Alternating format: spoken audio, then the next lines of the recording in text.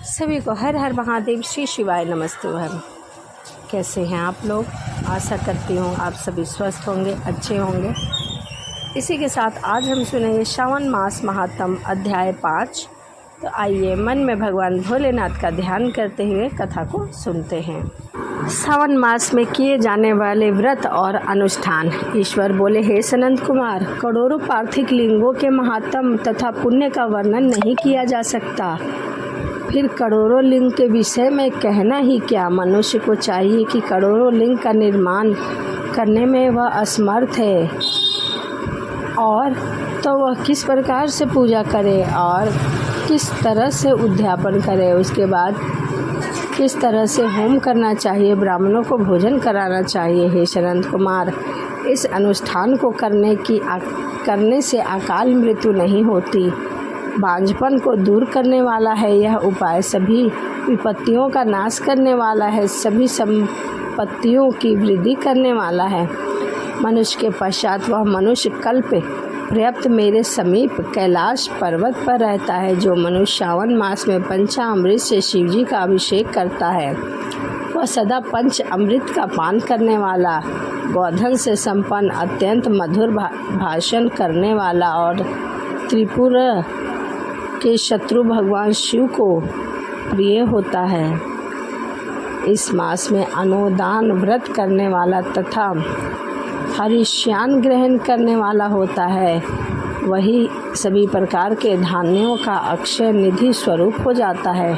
पत्तल पर भोजन करने वाला श्रेष्ठ मनुष्य सूर्यवन पात्र में भोजन करने वाला तथा शाक को त्याग करने से शाक करता हो जाता है। श्रावण मास में शाक नहीं खाना चाहिए वह और केवल भूमि पर ही सोना चाहिए। क्या ऐसा करने वाला व्यक्ति कैलाश में निवास करता है। इस मास में एक भी दिन प्रातः स्नान करने से मनुष्य को 1 वर्ष जितेंद्रियां होने से इंद्र बल प्राप्त होता है। इस मास में स्फटिक, पाषाण, मृत्तिका, मरकट, मणि, पीथी, धातु, चंदन, नौंतिन यह निर्मित अथवा अन्य किसी भी शिवलिंग के साथ ही किसी स्ववंशीभूत न हुए लिंग में श्रेष्ठ पूजा करने वाला मनुष्य सैकड़ों ब्रह्महत्याओं से भस्म कर डालता है। किसी तीर्थ क्षेत्र में सूर्य ग्रहण या चंद्रमा ग्रहण के अवसर पर 1 लाख जब से जो सिद्धि प्राप्त होती है वह इस मास में सिर्फ एक ही जाप से हो जाती है। अन्य समय में जो 1000 नमस्कार और प्रदीक्षाएं की जाती है उनका जो फल होता है वह इस मास में एक बार ही प्रणाम करने से प्राप्त हो जाता है। मुझको यह महीना बहुत ही प्रिय है। श्रावण मास में वेद पारायण करने का सभी वेद मंत्रों की पूर्ण रूप से सिद्धि हो जाती है। श्रद्धापूर्वक इस मास में 1000 बार पुरुष सूक्त का पाठ करना चाहिए, अथवा कलयुग में उसका 4 गुना पाठ करना चाहिए, अर्थात वर्ण संख्या का 100 गुना पाठ करना चाहिए। अथवा वह करने में असमर्थ है तो आलस्यहीन होकर मात्र 108 करने चाहिए। ऐसा करने वाला मनुष्य ब्रह्म हत्या आदि सभी पापों से मुक्त हो जाता है, इसमें कोई भी संदेह नहीं है। गुरु पत्नी के साथ सत्सर्गजन पाप के लिए यही महान प्रायश्चित है। इसके समान पुण्यप्रद, पवित्र तथा पाप नाशक कुछ भी नहीं है। पुरुष सूक्त से जप के बिना इस मास में एक भी दिन व्यतीत नहीं करना चाहिए। जो मनुष्य इस फल को अर्थवाद कहता है वह नरकगामी होता है। इस महीने में समिधा, चारु, तिल और धृत से गृह यज्ञ होम करना चाहिए। शिव के रूपों का भली भांति ध्यान आदि करने, धूप दीप से भगवान भोलेनाथ की पूजा करना चाहिए और होम करना चाहिए, उनके नामों का जाप करना चाहिए। तभी हे ब्राह्मण, श्रावण मास के शुक्ल पक्ष के प्रथम रविवार को मौन होकर उठ करके शीतल जल से स्नान करें। उसके बाद अपना नित्य कर्म संपन्न करके पान में एक शुभ दल पर रक्त चंदन से सूर्य के समान पूर्ण गोलाकार 12 परिधि वाला सुंदर मंडप बनावे। उस मंडप में रक्त चंदन से संज्ञा सहित सूर्य का पूजा करें। इसके बाद घुटनों के बल भूमि पर झुककर 12 मंडलों पर अलग अलग रक्त चंदन तथा जपा कुसुम से मिश्रित अर्घ्य और श्रद्धापूर्वक भक्तिपूर्वक सूर्य को विधिवत प्रदान करें। लाल अक्षत, जपा, कुसुम तथा अन्य उपचारों से पूजा करें। उसके बाद मिश्री से युक्त नारियल केले को नैवेद्य अर्पित करें और भगवान सूर्य की प्रदक्षिणाएं करें। उनके नामों का जाप करें। इस व्रत की विधि को किसी के सामने नहीं सुनाना चाहिए। हे विप्र, इस विधि के व्रत के किए जाने पर धनहीन व्यक्ति को धन की प्राप्ति हो जाती है और पुत्रहीन पुत्र प्राप्त कर लेता है। कोढ़ी को कोढ़ से मुक्ति मिल जाती है और बंधन से पड़ा बंधित व्यक्ति छूट जाता है। रोगी रोग से मुक्त हो जाता है। इस प्रकार श्रावण मास के 4 रविवार और कभी कभी 5 रविवार इन सभी में व्रत रखना चाहिए। इसके बाद व्रत का उद्यापन करना चाहिए और ऐसा करने से सभी मनोकामनाएं पूर्ण हो जाती हैं। उसी समय से उस ब्राह्मण के घर में लक्ष्मी ने प्रवेश किया, क्योंकि वह रविवार का व्रत रखने लगा और नियमित पूजा पाठ करने लगा। किसी दिन उस नगर के राजा ने ब्राह्मण के घर से होकर राजमार्ग से जाते समय खिड़की में खड़ी उन दोनों सुंदर तथा अनुपेय कन्याओं को देख लिया। तीनों लोकों में कमल के चंद्रमा के समान जो सुंदर थी, उन्हें वह दोनों कन्याएं अपने शरीर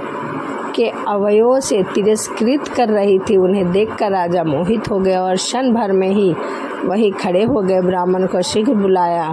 उन्होंने दोनों कन्याओं को ब्राह्मण से मांग लिया। तब उस ब्राह्मण ने हर्षित होकर दोनों कन्याएं राजा को प्रदान कर दिया। उस राजा को पति रूप में प्राप्त करके वह कन्याएं भी प्रसन्न हो गई। वह स्वयं इस व्रत को करने लगी और पुत्र पौत्र धन संपत्ति आदि सभी से संपूर्ण हो गई। हे मुनि, महान ऐश्वर्य देने वाले इस व्रत को मैंने आपसे कह दिया है।